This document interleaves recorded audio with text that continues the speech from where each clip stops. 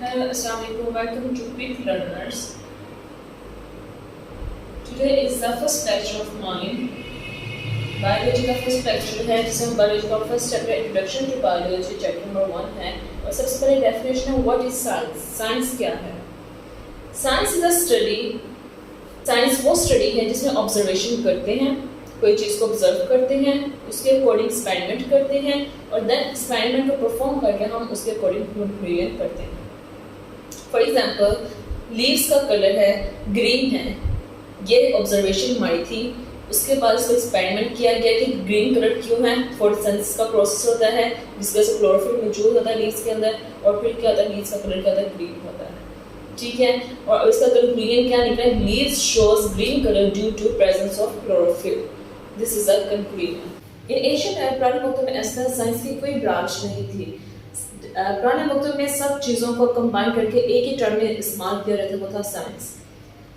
लेकिन आस्ता आस्ता प्रोग्रेस होने के बाद, डेवलपमेंट होने के बाद साइंस में डिफरेंट ब्रांचेस बनना स्टार्ट होगी। फॉर एग्जांपल अब पानी है, पानी की कंपोजिशन देखे तो केमिकल से मिलकर बनता है, तो उसकी बिना पर उसको रख दिया केमिस्ट्री की ब्रांच में रख दिया गया। और इसके अलावा बहुत सी फिजिकल चीज़ों को देखते हुए मशीनरी किस तरह से काम कर रही है उसको फिजिक्स में रख दिया गया।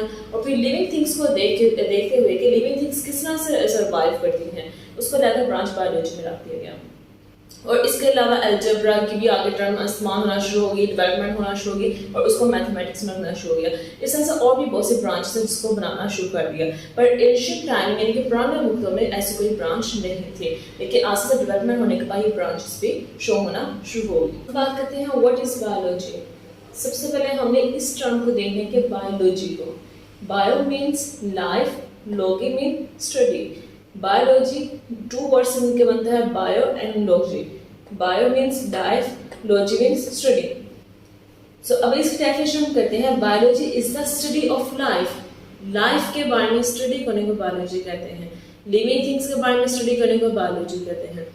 Plants, animals, micro organisms, undersea species, undersea organism, ये सब क्या है, लाइफ में आते हैं या ये सब क्या है, लिविंग थिंग्स में आते हैं। नेक्स्ट है बायो की मेन ब्रांचेस 3 हैं, जोलॉजी, बॉटनी, माइक्रोबायोलॉजी। जोलॉजी जैसे नाम से रिप्रेजेंट है, जू यानी एनिमल, स्टडी ऑफ एनिमल को कहते हैं जोलॉजी। बॉटनी है the branch of biology in which we study plants, जिसमें हम प्लांट्स को स्टडी करते हैं उसे कहते हैं बॉटनी। माइक्रोबायोलॉजी, माइक्रो नाम से जाहिर है, माइक्रो मीन स्मॉलेस्ट थिंग या टाइनी पार्टिकल्स। माइक्रोबायोलॉजी कहते हैं study of micro organism like bacteria, viruses and many more etc. Next है sub division of biology.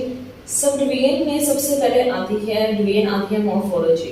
Morphology is the study of form and structure of living things, यानी कि किसी भी living things की form क्या है, बॉडी फॉर्म क्या, उसका स्ट्रक्चर क्या है, ज़ाहिर हमें क्या नजर आ रहा है वो हमें दे। फॉर एग्जाम्पल फिश है, फिश के हम देखिए बॉडी देखिए क्या होती है, स्ट्रिंग लाइन होती है, ये इसकी फॉर्म है, इसका स्ट्रक्चर है, इसे कहेंगे मॉर्फोलॉजी।